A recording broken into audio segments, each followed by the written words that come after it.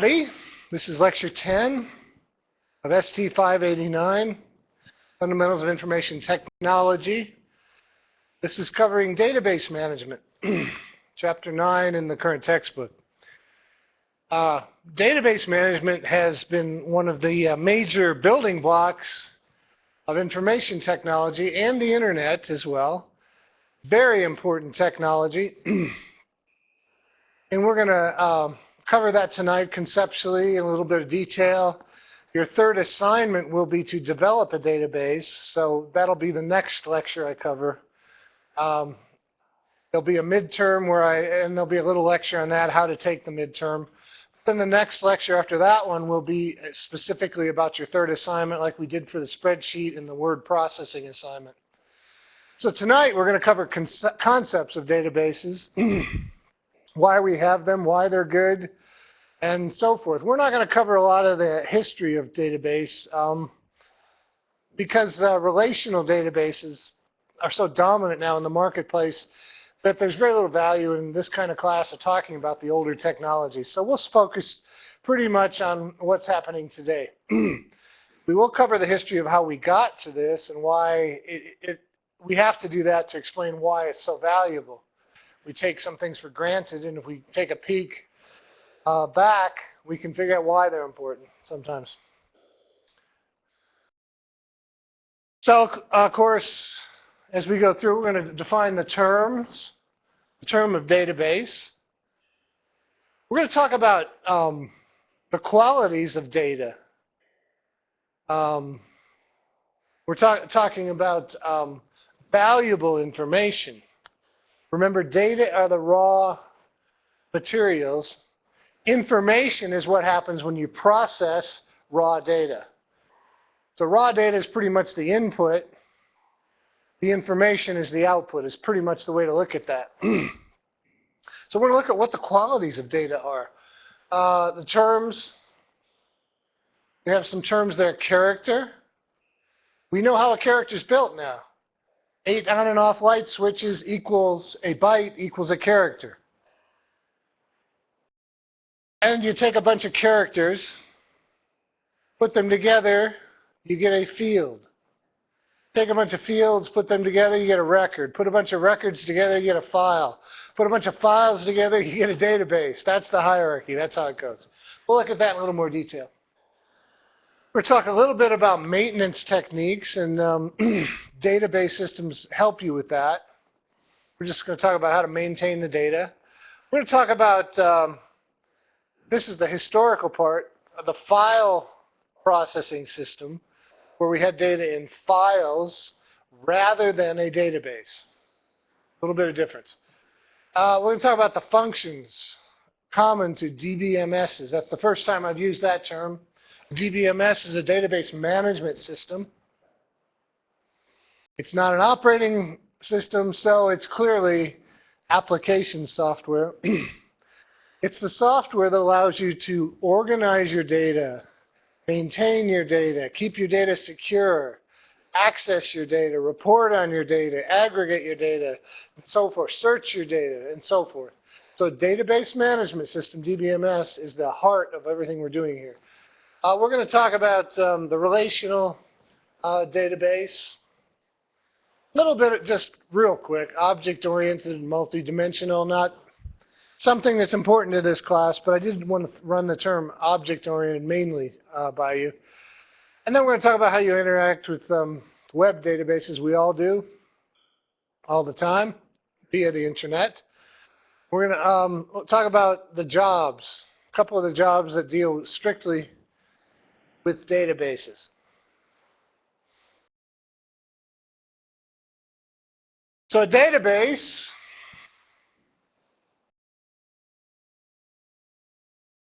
is a collection of data organized so you can access, retrieve, and use it.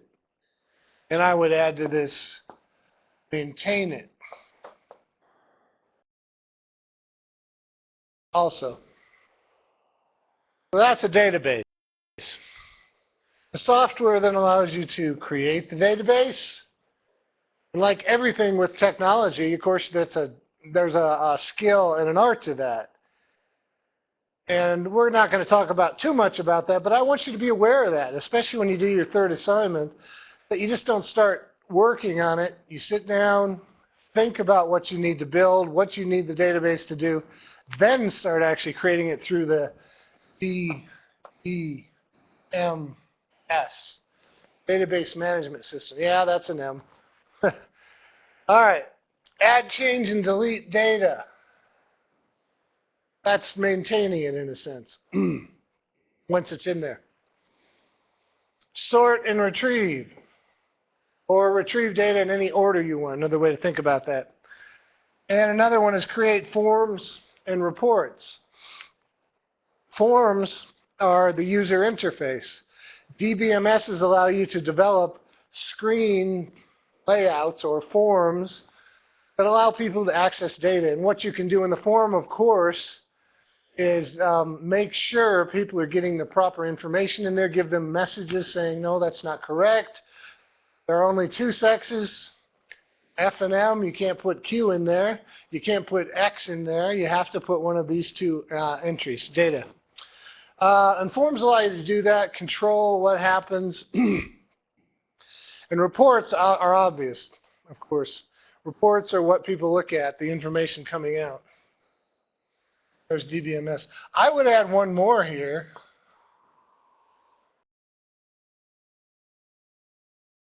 Security. Actually, I would add two.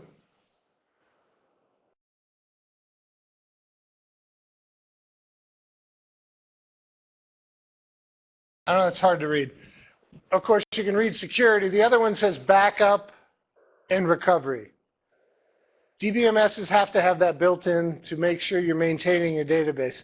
So I would add those functions as well. Security, besides protecting you from people hacking in, it allows you to set layers of security. So you might allow some people just to look at data, other people just to enter data or add data, other people to add, delete data, and so forth. So each of the functions we have up here, you can put a security level on. So that only certain people look at payroll data, for instance, and that would be the payroll department. Other people can't see it. But everybody might be able to see people's address, so they can look up their phone numbers, addresses, those sorts of things, besides the obvious security of just keeping the data secure. So data and information, we talked about this a minute ago. Raw facts. And so information is organized or, wow. This is just not working very well. Try this again.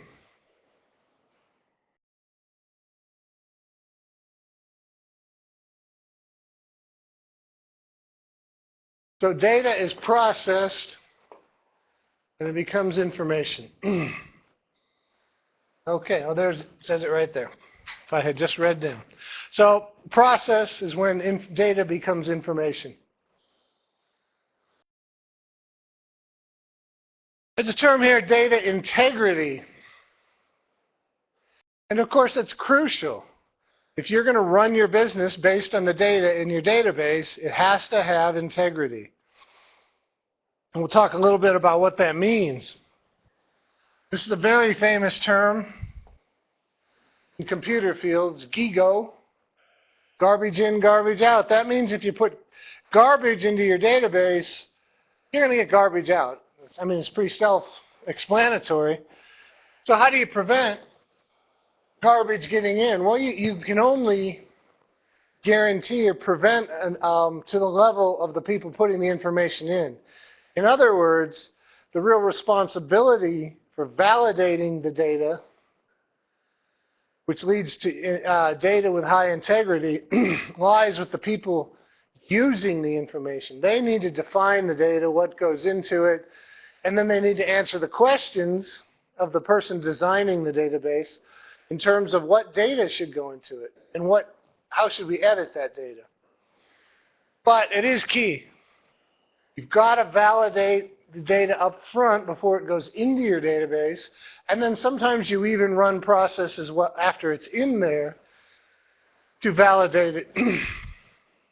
But the key is Garbage in, you get garbage out, because any process you do on the computer can only take what it's given and reorganize it, essentially. So when we talk about data, here are some of the key attributes of value of data with integrity. One, it's accurate. Well, that sounds obvious, right? Of course, accurate depends on the viewpoint, of course, and it depends on what you're looking for, but in general, accurate means it reflects what happened, an event or something, and it reflects it to the level you want it to be accurate. You can overqualify, get data that's a little too accurate, and it's not useful. So again, that's partially the people using it. Verifiable, that's very important. How you can tell somebody this is incredibly accurate information. And if they're a good executive, good business person, a good user, they're going to say, how the heck do you know that? And then you have to tell them, well, there's a way we verify this. We accept all the information from the point of sale systems, the POS systems, the cash registers. When I worked at the grocery store at Furs, that's what we did. Every night we got all the data, every cash register we owned. Then we would take that information, put it into our database. Well, something else we got from each cash register was what's called a summary file or a totaling file. And that would tell you how much information you should get from this cash register. So then when we take all that detail, line by line transactions, total it up into categories, and the summary record would have those totals, and we'd compare the two, and they should agree. If they don't, somebody the next morning would have to figure out why. Or in some cases, when we were really having problems, we would have the computer go back to that same cash register and get the information again a second time. We also had a manual process where the store manager would count the cash drawers and enter some information there as well. So that would be another way to verify it. Ultimately, of course, IT people, information technology people, aren't responsible for this. They're responsible for the procedures. Business partners, the users, are responsible for defining and testing and saying, yeah, that's good. That's a good procedure. So verifiable means it's accurate, but we can tell you why it's accurate. Timely, very important. I can give you incredible information on your sales. Unfortunately, it's last year. And you could say, well, that might be valuable. Can I compare it to this year? Well, that you can look at this year's next year. No. So timely means, of course, it has to get to the right people within an amount of time for them to use it to manage the business or the organization. That's timely. That might not be what we call real time. That means instantaneous. It could be an hour old is okay, a day is okay. At first, actually, when I worked there, a day old was fine. We didn't care. We gathered all the information at night after the stores had closed and pulled it back to the corporate office. Next day, they could see the information. Frito-Lay, for instance, and probably most companies these days, get it by the hour, or some of them get it almost real time, within about 5 or 10 minutes. This depends on what you want and how closely you manage your business. It has to be organized, of course, obviously. You have to be able to segregate it in many different ways, split it out, summarize it, organize it, obviously. Accessible, well, that's obvious. But again, accessible to the right people in the right form, in the right place. That includes the security you have to think about. So yeah, accessible. And that's, of course, is the advantage of having a computer. One of the advantages is you can access it from anywhere. Useful. Well, that of course goes back to why are we doing this? I can have accurate, verifiable, timely, organized information that's accessible from anywhere, but I don't have any use for that. So that's very important. It sounds silly to say that, but when you're talking about designing, developing, creating a database, and then having information or data being captured, put into that database, you should have had a goal in mind. Who's going to use it how? Otherwise, why are we capturing all this data? Just for the heck of it? Sounds silly, but it is an important thing to think about. And of course, cost effective. That's obvious. If you're going to lose money on it, why are we doing it? Now the hierarchy. Hierarchy, of course, is what is dependent on what. And this is essentially what I said earlier. A database is made up of files, which is made up of records, which is made up of fields. Fields contain characters. All right. And down here, what we have here are a couple of definitions, or the definition over here of the database. In this case, the membership code field, just the one field. And it's defined as it has a size of 2, what is that? Not bits, bytes. 2 bytes. There's no format put in here, but you could put a format in here. You don't need to with numbers usually. Input mask, caption, well, we want it to say membership code. So you just type that in there. Validation rule means those are the only values that can go in there. We're validating the data as it's being entered. The best place to validate data. After the fact can be very difficult. Plus, if you do it after the fact, it affects the timeliness. And you can see some other things. This one is actually indexed. Indexes, we'll talk about in a minute, are how we access data in databases. Over here, of course, you see some of the data. We can only have 4 records in this file. How do I know that? 1, 2, 3, 4. You only have those values, and you can't have duplicates. No duplicates. Here's the 4 records. Code, the name, the fee, and of course there would be a definition for the name and the fee just like this one in the database somewhere. Okay? There's the hierarchy. Here's a list of the files in this particular database. There's the plans file. That's what we're looking at here. Purchase file, products file, and member file. So you try to differentiate in the files. Each has their own function. But that's the hierarchy.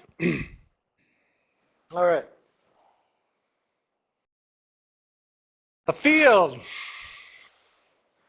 Combination of 1 or more characters. It must have a name, a unique name, unique within that file. So here's the member file. That's where they keep track of their members. And you can see the fields in there. First name, last name, address, city, state, postal code, email, date, join, membership, photo. Notice photo is a type called object, and we'll talk about that later. It means the photo itself is not stored here. It's stored somewhere else. But over here, you see the type of data that can go into the fields. First name is text, last name is text, and so forth. Okay? This particular one, member ID, is an auto number. What that means is the database assigns the value. So you create the new record, you say I have a new member, you enter all the information except member ID, and the database then assigns the next available ID for you automatically. That's what that means. All right. Each field has a name, a size, and a data type. Name, well, the size doesn't show here, but you will define that in your database. But you can see the data type here: text, hyperlink, date, time, and so forth. Here are the common data types. Text, you might hear me say alphanumeric. That's because we used to break it into alphabetic fields and numeric fields, but for now, alphanumeric. because it is possible to have a field that only allows letters, no numbers. And it is possible to have a field that allows only numbers, but it's treated as text on the computer. But for now, for this class, text is alphanumeric, letters, numbers, or special characters. Numeric, that's obvious. Auto number, we already talked about that one. Currency. Well, now, isn't a currency a number? Why would we want to have a separate field? Well, we do that for this reason.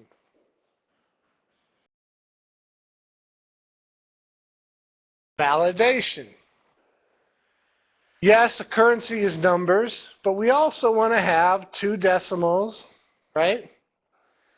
So we call it currency because we can do things with currency we can't do with just a regular numeric field. So we want these are built-in types of things. When you name something or when you define something as a data type text, numeric, auto, currency, what you're saying is I want the DBMS, the database management system, to do some validation for me. You can probably define currency as a specific type of currency, pound, Irish pound, Scottish pound, Italian lira. And so it might do different things depending on what type of currency. So it's about validating the data at input. You're letting the DBMS do more work. We could probably use just numeric and do our own edits, but we're going to let the system do it for us. Same with dates. When you use a data format, you have a lot more options. Doing math with dates is very difficult. However, if you tell the DBMS up front that this is a data type, generally most DBMSs allow you to do math with them, with dates. And generally that's just subtracting one date from another to find out how much time has gone by. But you can do other things as well. And also, if you define it as date, the user might be able to enter it as month, day, year, or year, day, month, or maybe even type the months in there, and the system will automatically figure out what you're talking about. A memo is just a big hunk of text. And it's better than text because text has a specific length usually. Memo can grow or shrink as it needs to. It's a little more flexible. But you don't want to, the problem with memo is it's harder to search for values. Text, easier to search because it has specific lengths. The memo, most DBMSs can't search those memo fields.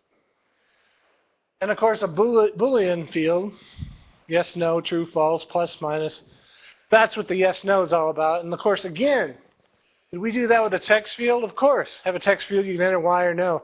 Instead, we have a data type allowing the DBMS to do some of our validation for us without us even thinking about it. Hyperlink, you know what that is, email, web address. Now an object, and in fact, this is how our server works where we do recordings. It has a database, but the only thing kept in that database is a link to the recordings. The recordings are very big, and there's so many of them they're big. What data type would that be? There's no data type for video file. Okay? So instead, we say that's an object.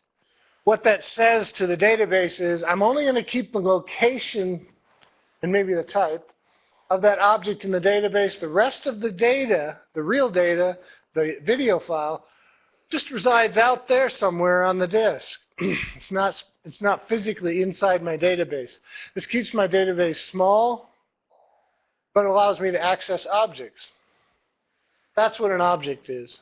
And you can treat it, all objects are treated the same, but some of them may be PDF files, some of them flash files, some of them, you understand. It can be different data types, but it's just an object to the database, all treated equally.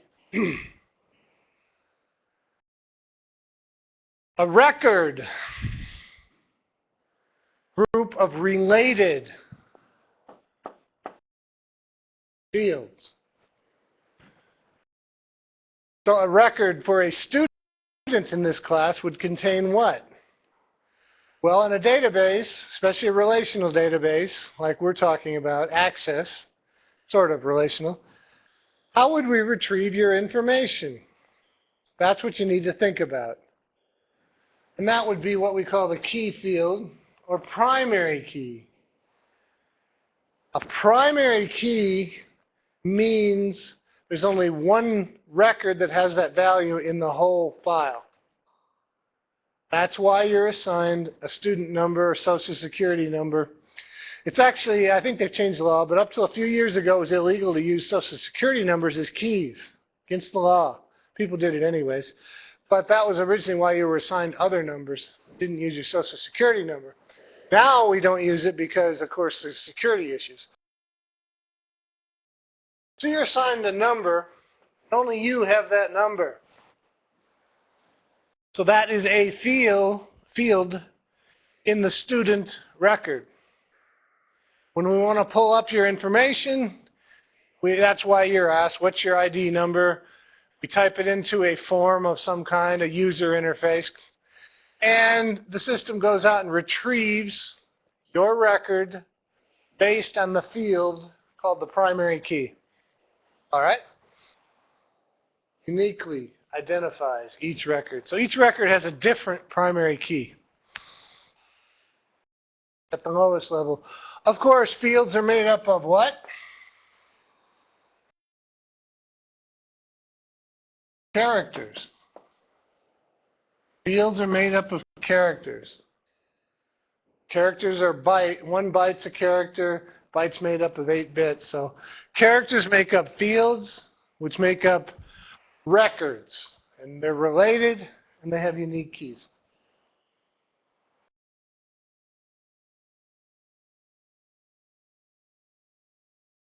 All right. Data file, or just file, is made up of related records. In this case, if we're talking about this class, you're all related. All the students in this class are related by the fact that you're in this class. So each class would have its own data file of students. So the member file is what they're showing here. And of course, these are fields also. They label them down here just so you don't get confused. Key field or primary key. Usually when you're designing the database, you want to put that at the beginning of the record. So it's easy to see when you're viewing the information. And of course, each one of these rows is a record. Each one of these columns, not sure what that is. Each one of these columns, gee whiz. Try that again.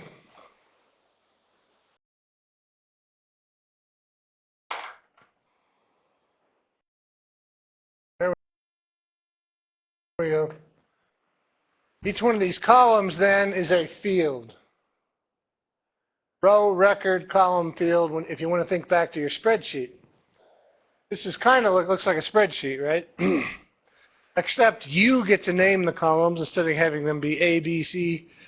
And you specify the row by the primary key. Kind of correlate it that way. So a file is a collection of related records. The record is a group of related fields. Fields made up of characters. To maintain your data, you can do these things. Add, change, delete.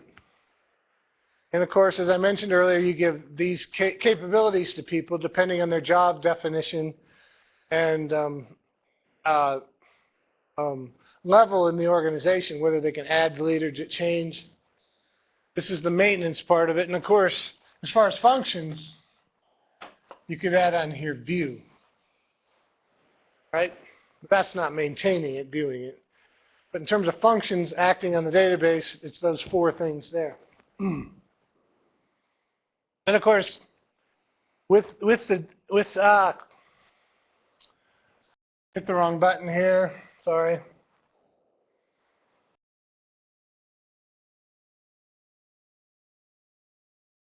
Let me see if I can find where it was.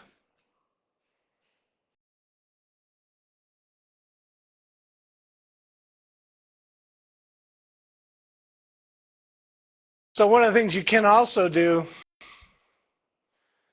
is just, although somebody can add records, they may be only be able to add certain records. And they may be only to be able to add certain or change certain records. In fact, they can only change certain fields within certain records. You can do all that with a DBMS. It really is not a problem. Kind of a dumb slide. Why do you add records? You add a new record when you get new information. Okay. This, by the way, what you're looking at here is a form, and you can design those in Access, or good DBMS has a piece of software that allows you to design those forms for data entry. And notice in this case, probably, this is precisely the thing they do at the motor vehicle department. They have a digital camera, takes a picture, puts it into this form, and then they enter the rest of the information. Record is added then to a file as a row, and it's on the disk, on the storage unit.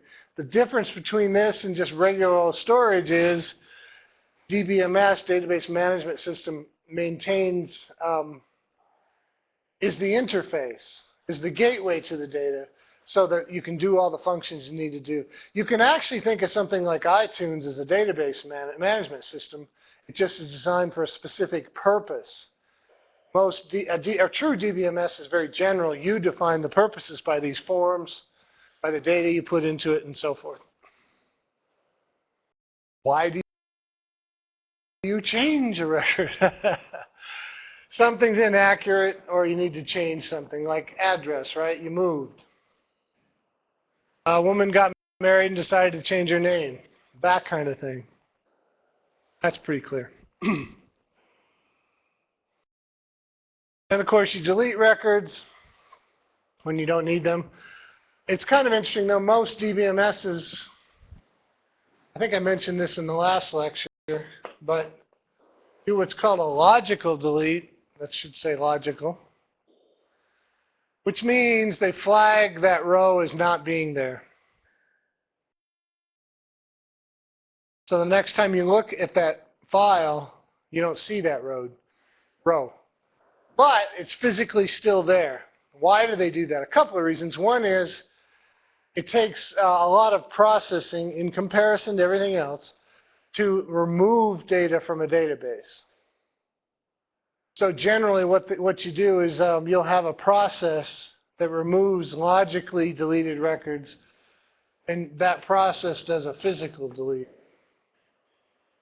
It's usually date oriented, so delete all the logical deletes that have been there for 10, 30 days, whatever you want. The second reason you do that, of course, is if you change your mind, there's usually procedures to allow you to reinsert that without entering all the data, because it is just logically removed. So you could say, show me the stuff that says it's not there, and then you can go, okay, I want to bring that one back. Kind of like when you, in Word, when you do something, you can go up to edit and say undo. But logical versus physical allows you to do that. Of course, at some point, you have to physically remove data. Your database can't grow forever. And that's what a lot of people forget when they design a database. They don't design the process of archiving and removing old data. They don't think about it, and then there comes time and their database all of a sudden is full and they don't have any more disk space, and nobody's discussed what we're going to do about that.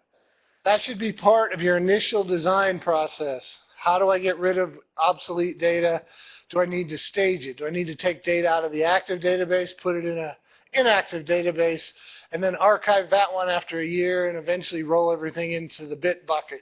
Bit buckets, of course, means the bits go away, the data goes away.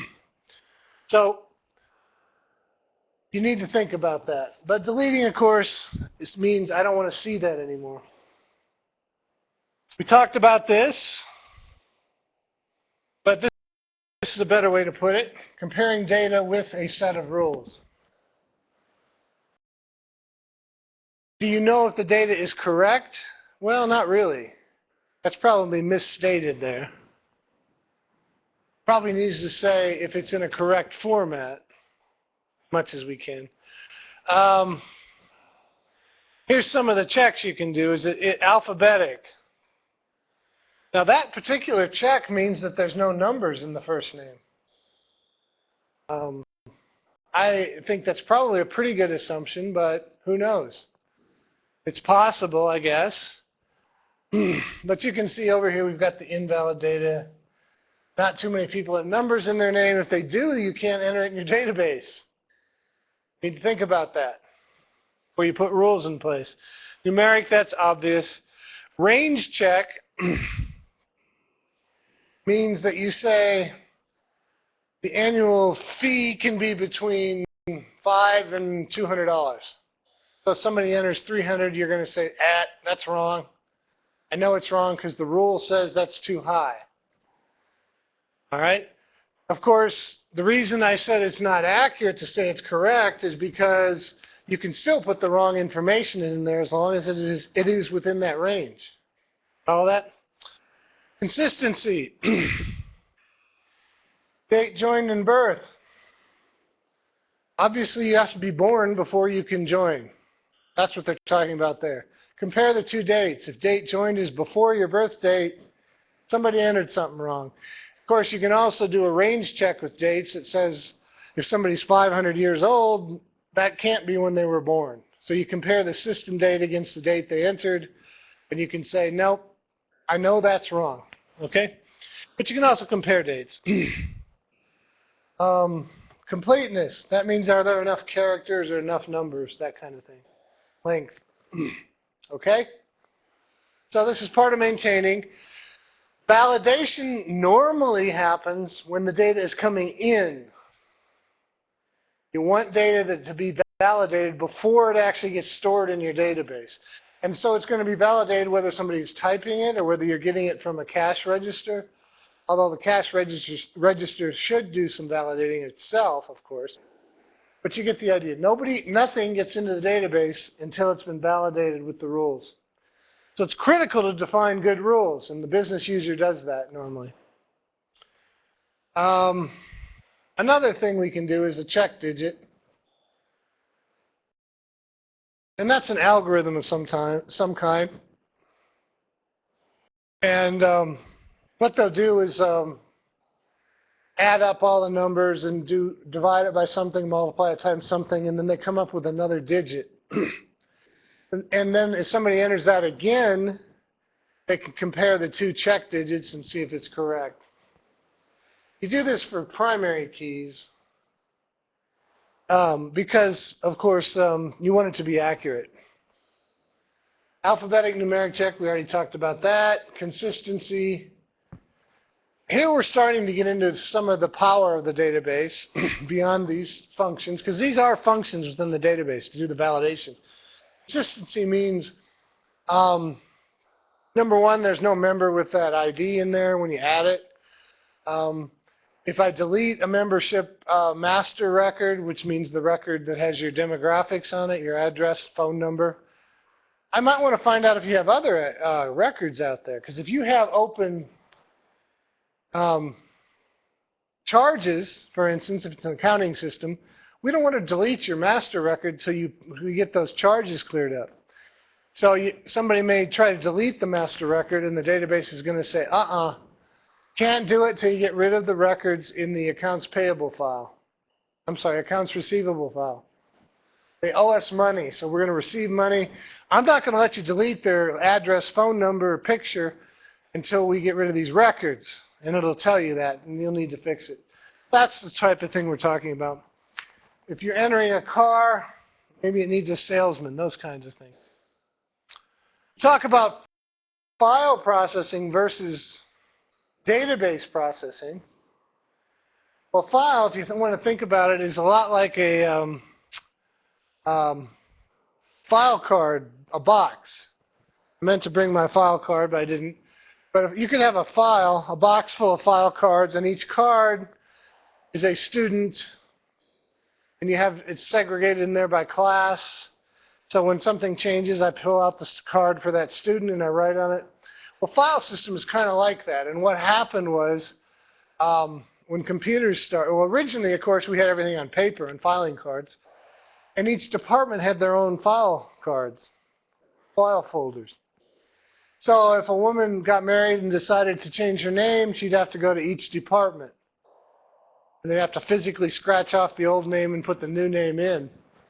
Well, if you take that idea and take it only one step into technology and say, we're going to automate that. Well, the first thing we did was just automate the filing cards. So each department still had their own files. The files wouldn't talk to each other. So although it allows you to put stuff on the computer, much easier to change, you can search it, you can find things, you can print things, you can do stuff with files, but the files are still redundant. Redundant means you have the same information in more than one place. So if you want to change a name or an address, you got to change it in every place. Okay? Another reason we did this, of course, was politics. Departments didn't often want to sometimes didn't want to share their information. They wanted to keep it because you can't count on other people to take care of your data. It's very important to you to keep your data accurate, and you can't allow other people to access it because they might make a mistake. Plus probably some politics as well. So it was isolated. And another good example in terms of customer service is there was times even when they had file processing on computers, you'd call up to check on an order. Who would you call? You'd call the order department. That's who you talked to the first time on the phone. And they would say, oh, let me check, and they'd type in your ID number, and it would pull up information out of the order department file. And they'd say, oh, that's been shipped to fulfillment. I mean, your order has been forwarded to fulfillment. Let me give you their number. And you'd call or they'd transfer you to the fulfillment department. And they'd say, oh, yeah, we got that in, but we didn't have it, so it's in manufacturing right now. Let me give you their number, and so forth. Now, of course, with the database, they all still have their individual separate data in different files, but there's an overarching piece of software that says you can have a customer service rep that you call. They type in your ID, and they can view stuff from all the departments, and they can say, oh, it'll be shipped in 10 days. You don't have to do anything but call one person. That's really the power of database over file systems.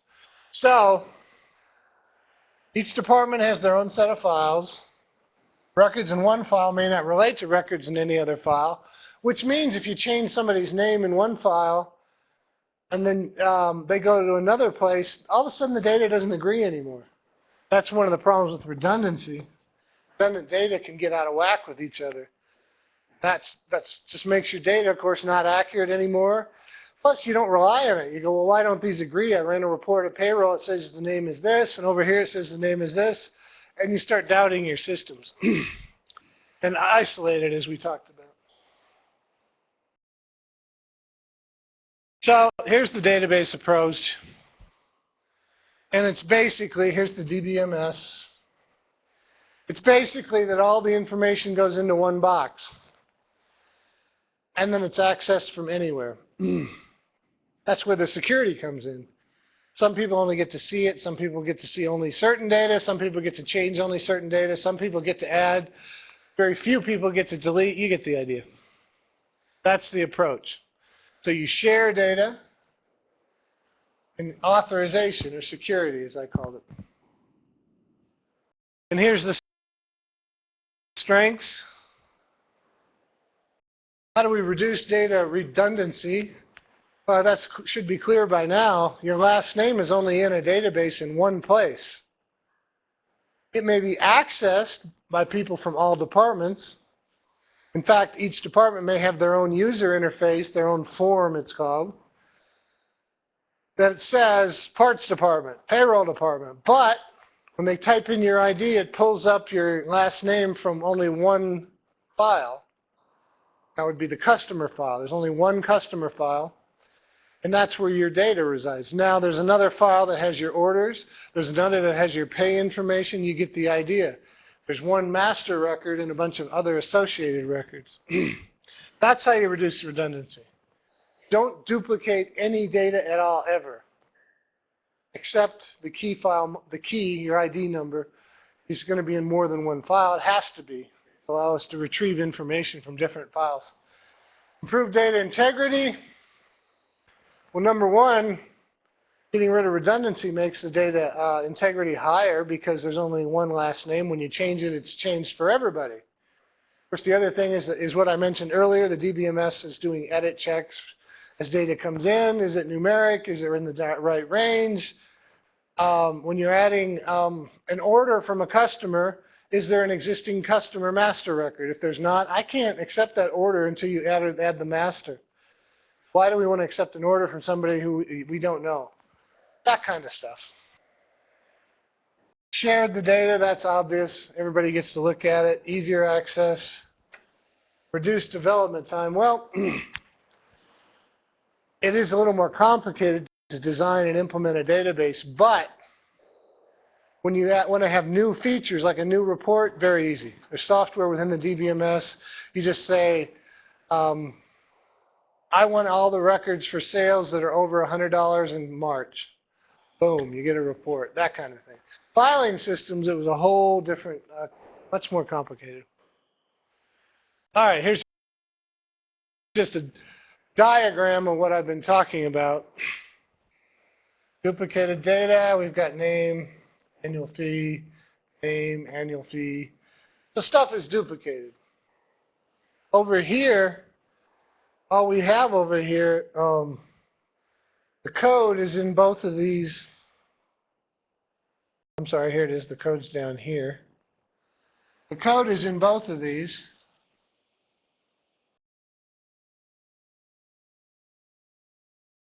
So what that means is the name that's displayed over here is not stored in the file, comes from here.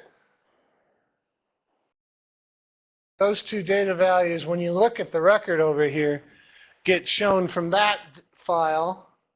So you type in the membership code, it goes over here and finds out who that is, pulls in the first and last name, shows it to you as membership name, and then the data that's contained over here, this is unique. This is the actual data over here. Annual fee. That's why that file exists, to maintain the annual fee. There's no annual fee over here. It's only over there. We use the membership code to go over here, find the person, and retrieve other information. So it's not redundant. The name is not in two places. Here's some popular databases. I'm just going to go through this real quick. This is the one you'll be using for this assignment, Access. I've used most of these, I would say, a lot of these, but this is a very important one these days. MySQL is a free piece of software that allows you, and we'll talk about it, what SQL is in a minute. It's the language you use to access relational databases.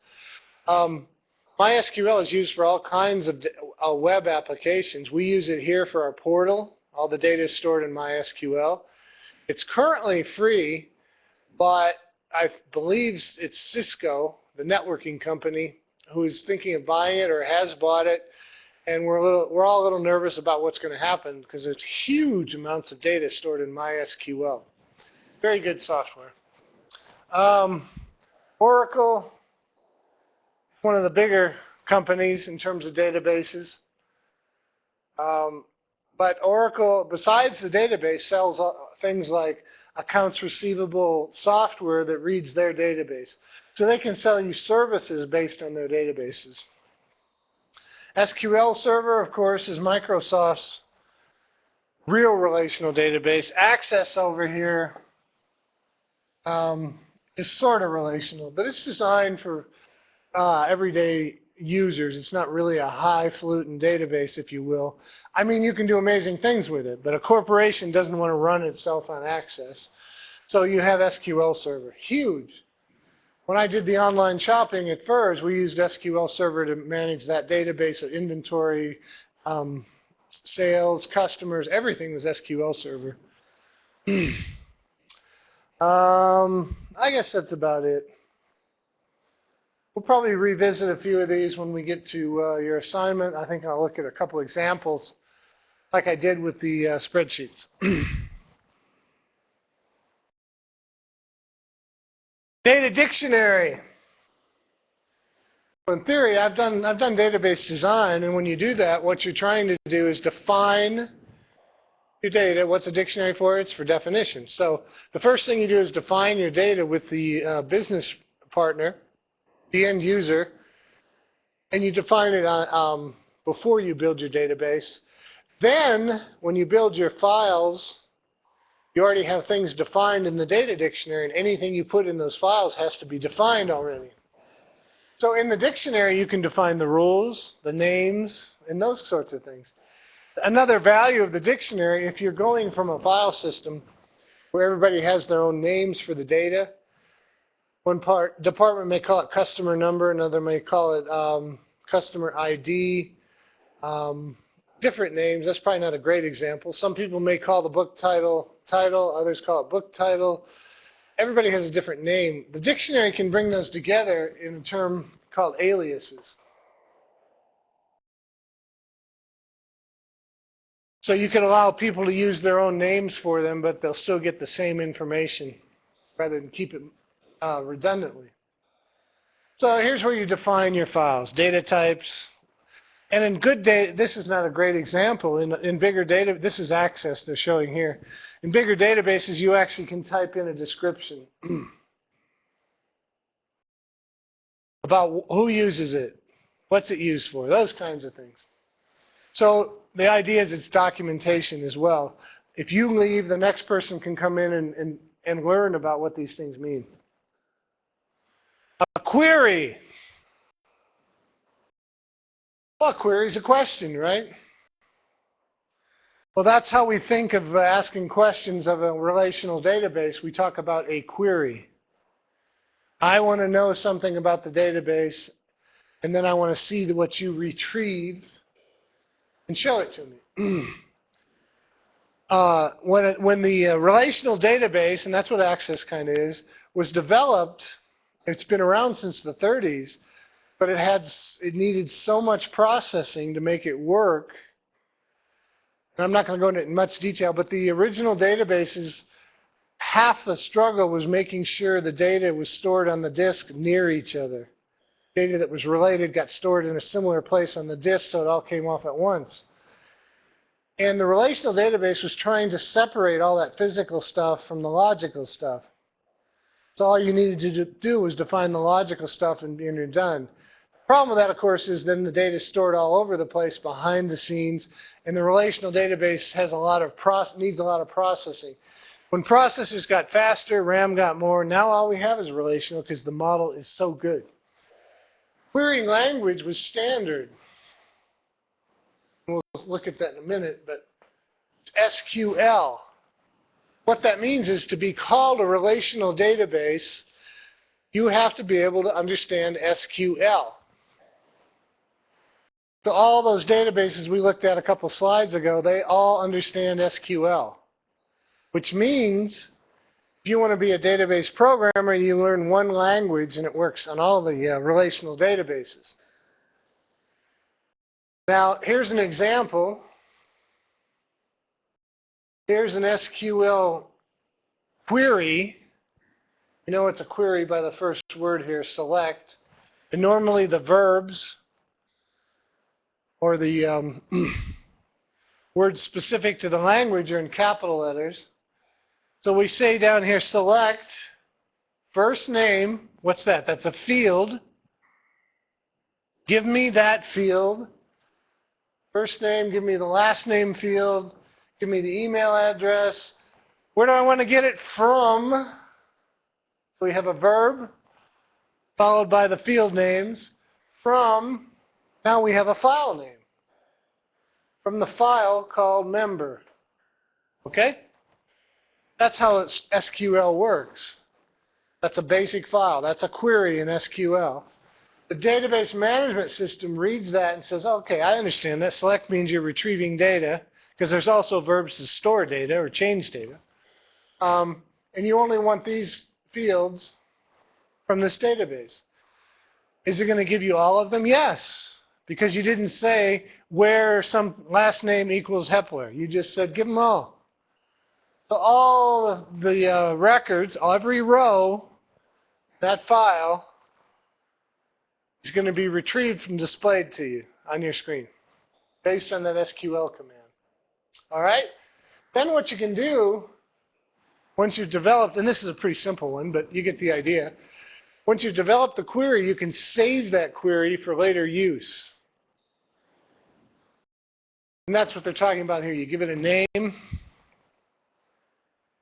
and then you save it. Finish, which is going to save it.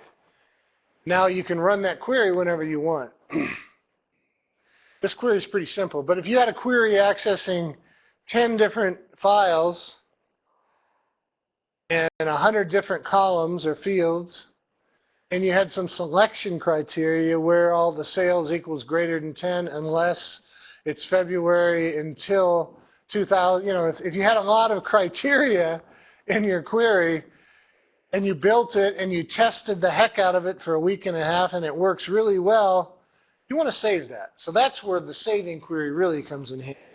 Next time, you can just run the saved query. Another advantage, of course, is you save queries when you have users, end users, who want to get at data from the database. They don't have to worry about learning SQL.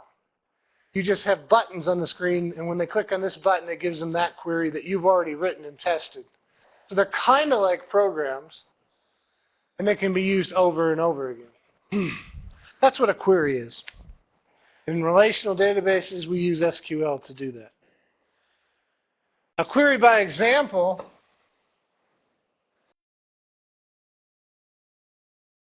is the case where the DBMS allows you to construct queries without knowing SQL.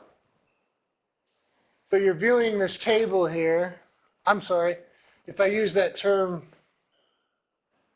table, well, that's the relational database name for a file, okay? I try not to use it, but table is what they call it. Okay, so if I slip and say table, I'm talking about a file in a relational database. So you're viewing this table here called member, and then you have a query form comes up. Notice here it says look for, and you type in BP. And what you're saying is, in the field called membership code, what you're saying is show me all the members that have a membership code of BP. Here they are. Notice they all have BP in this column. So what you're saying by QBE or query by example, I want to give you an example of what I want. You do the work. And of course, that's the value of a DBMS. You can build queries without learning SQL. Most GUIs, or front ends as they're called, front end query systems or query systems, create the SQL behind the scenes. They still need the SQL to access the database, but the software creates the SQL for you. One of the drawbacks there is if it's a very complicated query, it's hard to do by example. And also, sometimes the queries created by the software are very inefficient. So a programmer will create, or an SQL database query language programmer will create very complicated queries to make sure they run very efficiently. And then all you do is click on them. But you can do what's called ad hoc, which means to this in English, queries. You don't want to have to get a programmer to do every query, but the DBMS allows you to do ad hoc queries, which means just on the fly. I got somebody on the phone, I want to know where we've sold this product in the last 3 days. You should be able to do that without a programmer, and you can. The interface allows you to do that. This QBE is only one way to do that. There are other ways to do that. In fact, there are query systems that allow you to type English. Instead of seeing this, you could type in, show me all the members that have a membership code of BP. And it builds the query based on that instead of example. You just type it in English. There are others that actually can understand your voice and try to do the same thing, but we've talked about some of the problems with voice recognition. I've talked enough about that. A form is how the window, if you will, into the database. And of course, one more thing I want to say about the queries. What you can do with the queries is, although all kinds of people get to see the data, you might want a different window for each department. You can do that with a form, and behind the form is a query that says sales department query, basic query.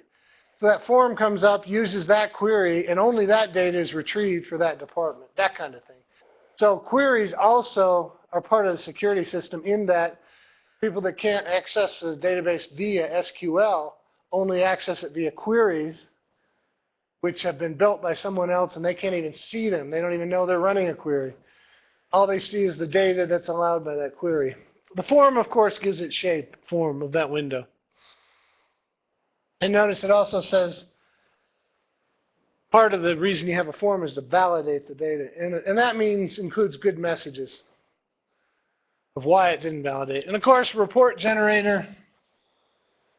See, the beauty of what we're talking about here in this standardization, if all relational databases understand SQL, you want to develop a report generator, you can do that and sell it to people that have any database. Oracle, database, Ingress, any database can use the same report generator because they all use SQL. There might be some differences in how you get the SQL to the database, but the basic important part you can use anywhere. So report generators, Access has one, and it's part of your assignment when we get there. Allows you to say, this is the data I want, and you can run a report off a query. This is what I was talking about earlier.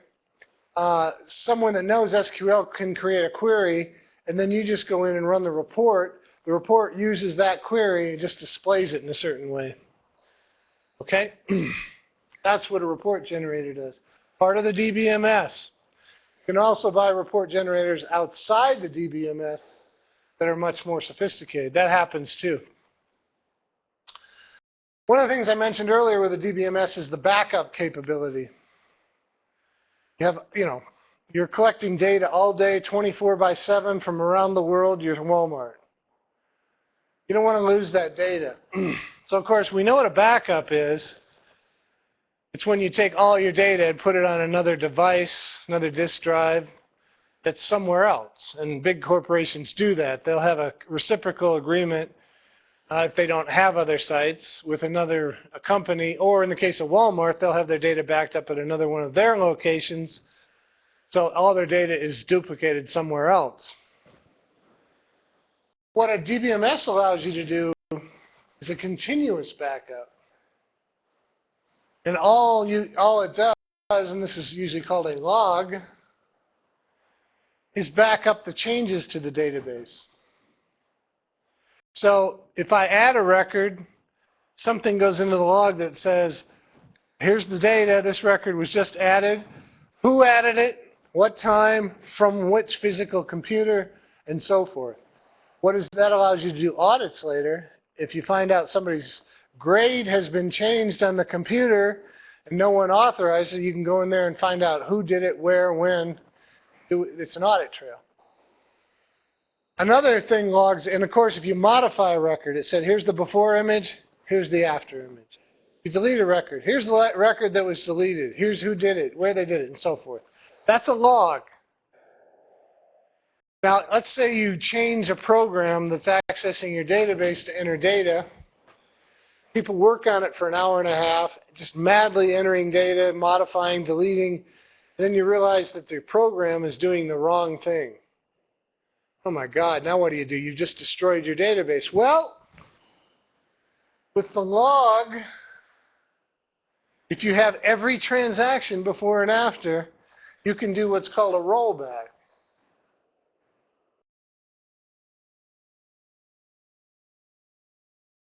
Which means I'm going to cut off access to the database for everybody except the recovery utility. Now I'm going to tell the recovery utility to say, back out everything that happened from now back to yesterday or to when I changed the program. And it can do that because it has the before and after image, and it just does that. If you deleted a record, it adds it back in. If you change somebody's date of birth, it changes it back to what it was. If you added a new record, it removes that record. Those kinds of things. Or you might want to leave the new records. You also can tell it what to do with that log. That's called a rollback. You're rolling back the data to another point in time. You fix the program and let it go back. It really saves a lot.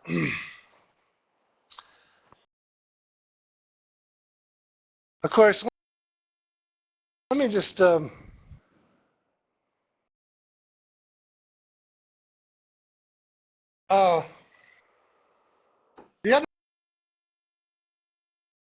other thing you can do, besides rollbacks, believe it or not, you can roll forward. I'll tell you what I mean. Let's assume you back up your database to another location. Let's say you do that every night. So this is database as of midnight, I'll call it. Next day comes and you're processing like crazy. And then there's an earthquake and this all goes away. Well, while you're processing, you may be sending a log back to here, okay, of everything that happened. What you can do then is when you fix what's wrong, build a new building, find a new location, you recreate your database, and of course, then you take this copy from midnight, put it on that computer, then you can take this log of transactions which was stored at the other location and roll it forward.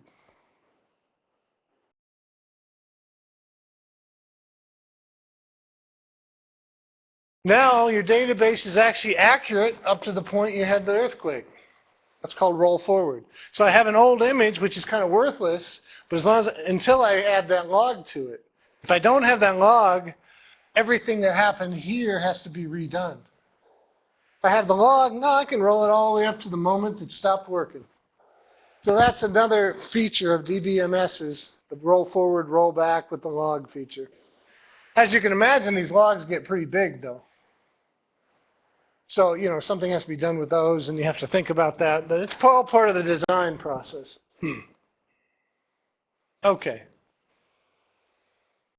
You can take a look at this video if you'd like. It talks about data and sharing. I'm not going to cover it in here.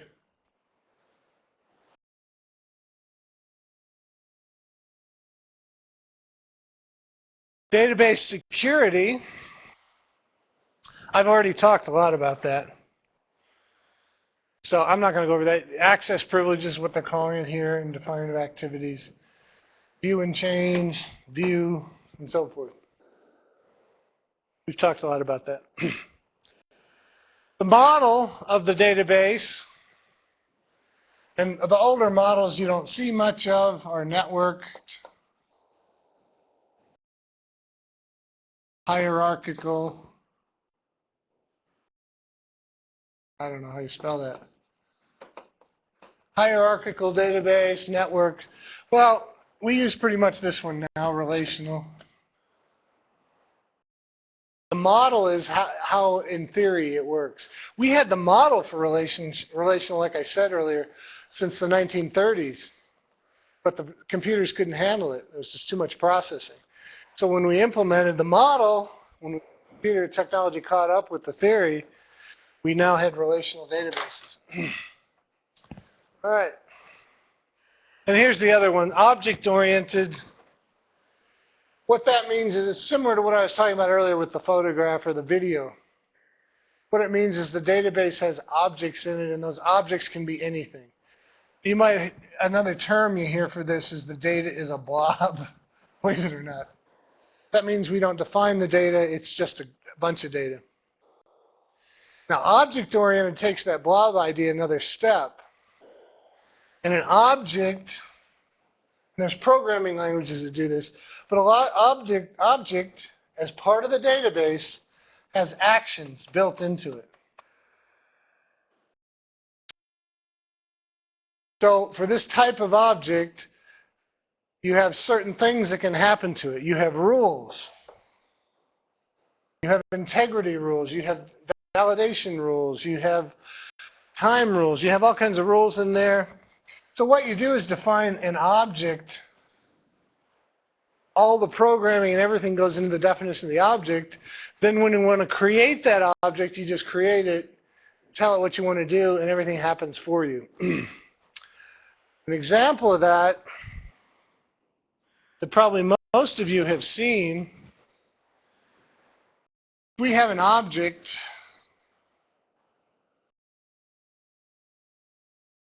and if you watch I think it's the second Lord of the Rings DVD, look at the extras, they talk about this in there. If we have an object called, we'll just call it a warrior,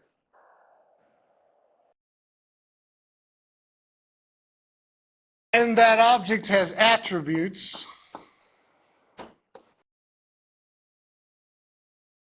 such as height, weight,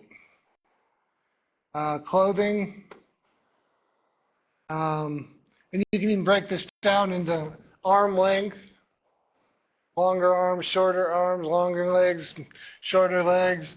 And for the purposes of the Lord of the Rings movies, they had things like strength, aversion.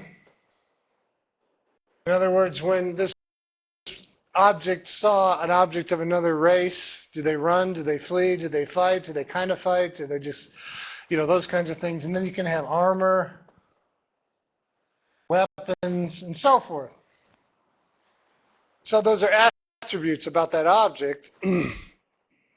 And then you have actions such as move forward, move right, move left, attack, retreat, kill. And then you can have all these things. Oh, you might have something over here called race. And over here you might have actions that say, if I'm a goblin and the person in front of me is a hobbit, I'm certainly not going to run. I'm going to try to kill them, that kind of stuff. Of course, why is this important? Well, when they create those big battle scenes, if they have an object, all they have to do is assign a certain number of evil folks, and then they have an overarching thing called formations and so forth. But then they can assign attributes randomly, and then that image is created digitally based on this object.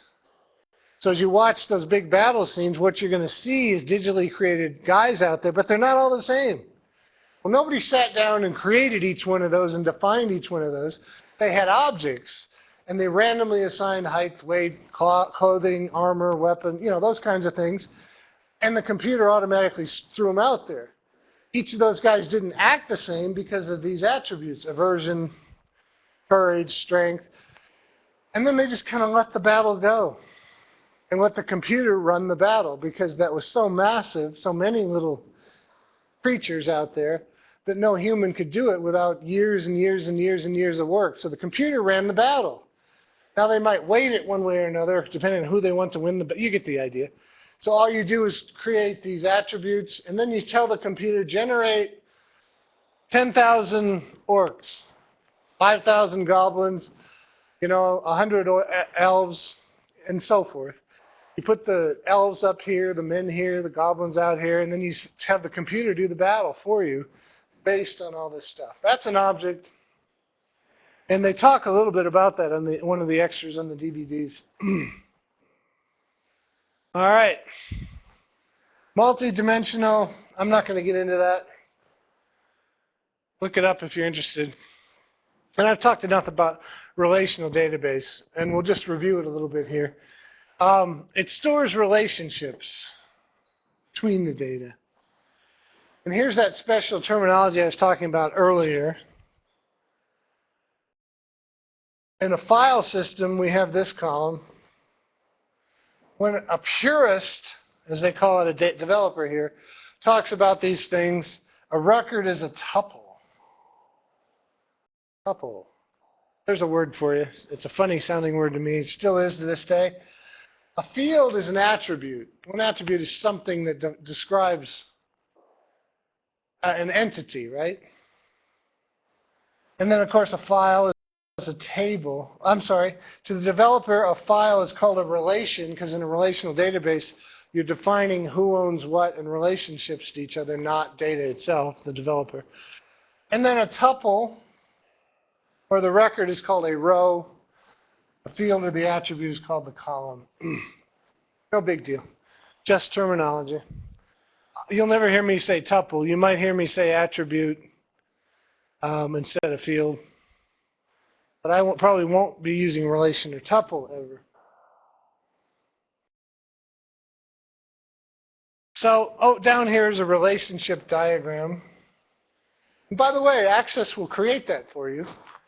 If you create a database and tell it they're related, membership code here to membership code here. This one is related, I think, by, I can't even read that, so you're probably having a really hard time. But there was a relationship between these two. I think it's member ID. Product ID is related to a product field somewhere by product ID. So it's a relationship, and you define that to the database management system. If you define your data tables, files, and set relationships saying, before I can enter an order, I have to have a customer master, that's a relationship. Order has to be owned by the customer, or the customer code has to be in the order file. That's how you relate them. Okay? And this picture can be drawn. If you want to, it's not going to be in your assignment, but if you want to play around with it, that actually came from Access. Draw that.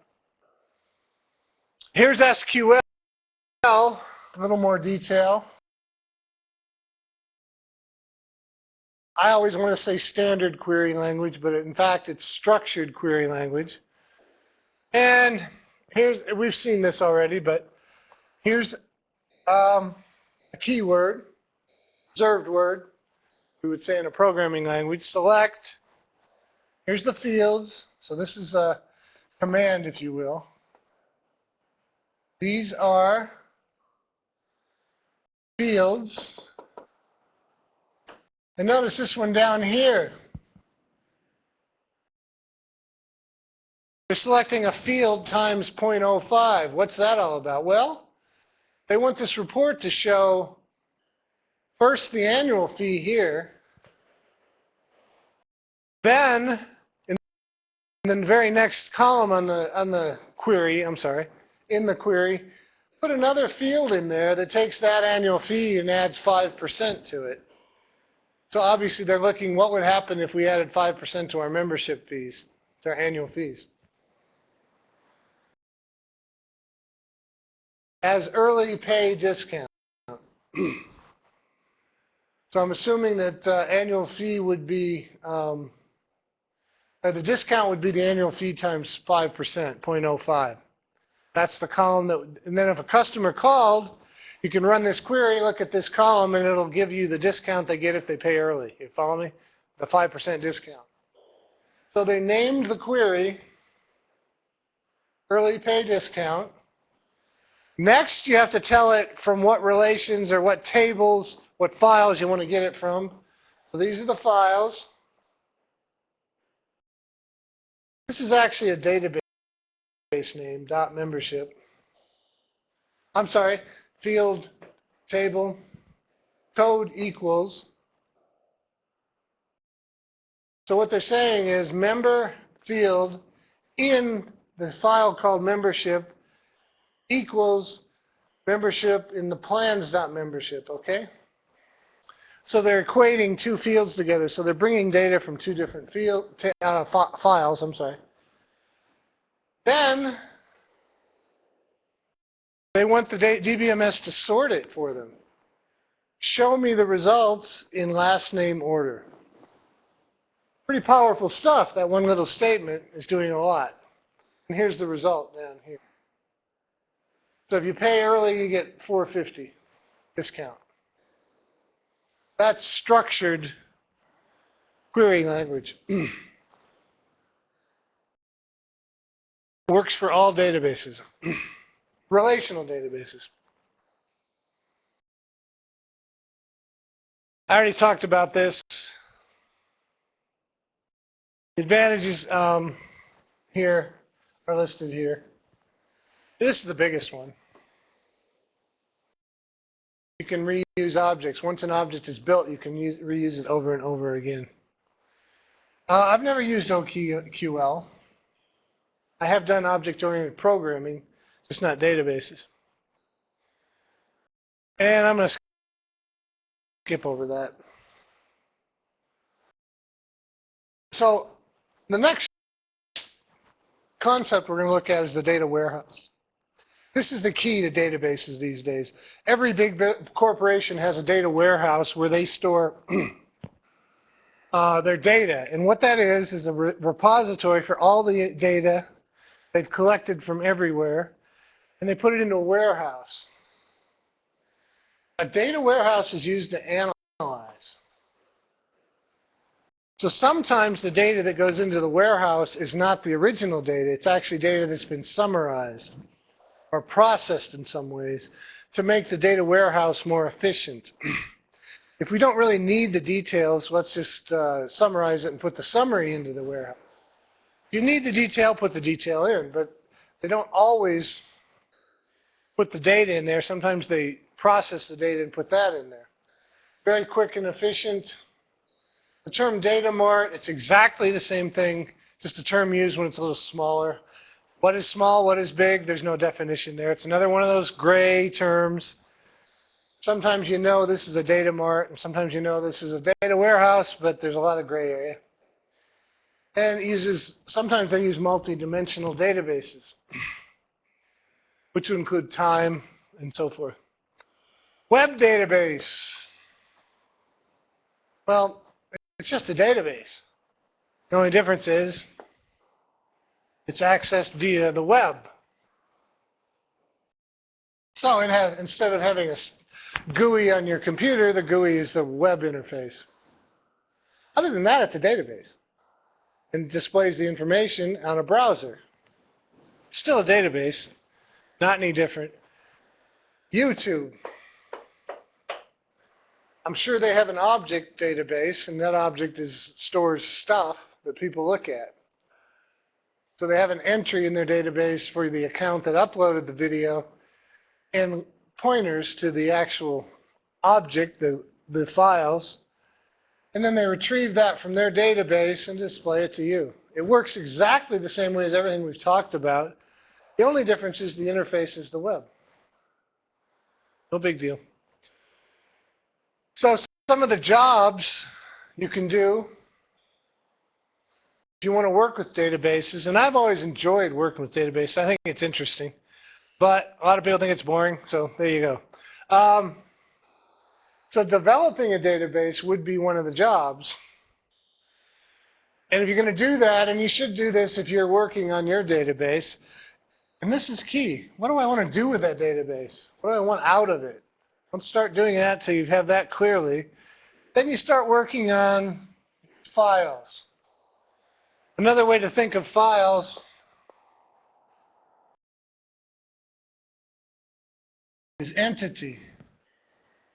An entity is something that stands on its own. A student is an entity. A class is also an entity.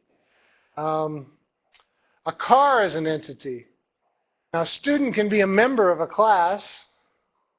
A student can own a car.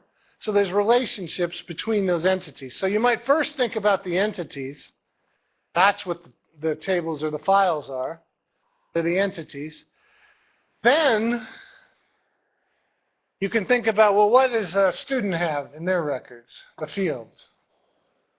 Let me see. A student has a social security number. A student has a first name, middle initial, last name, address, phone, you know. Now you have the entities. Now define the entities with the fields or the attributes. What describes this entity? That's what they're talking about here. You can look at these rules. Then, of course, the relationship. So if a student owns a car, we need to put the student ID in the car table, right? So there's a link there. Okay, that kind of thing. I did want to show you this. There's a link here. If I can get it to work. Pen down.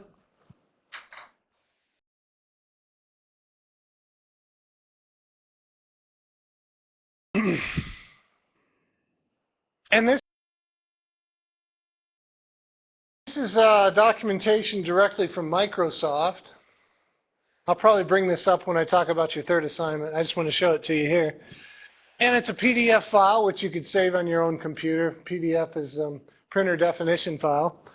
And it'll go through how to design a database for you, okay?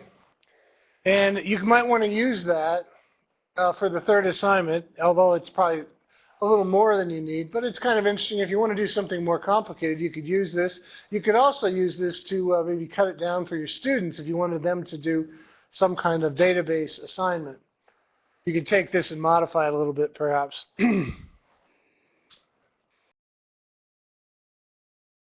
I got ahead of myself. Here's the slide on the jobs. There's only 2 of them listed here. There's also security analyst, and there's a new field called database forensics, person that goes through the data and finds out criminal actions and so forth. The analyst is the one that creates or designs the database, like a systems analyst, defines the relationships, the data dictionaries, and so forth. The DBA, database administrator, is the person that actually does the actual creation maintenance on the database. So this is design.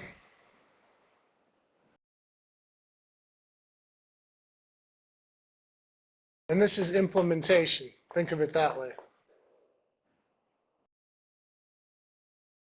Or maintenance. Another way to think about that is this is the analyst designer. I guess I got to add analysis here. And in one sense, this could be your programmer.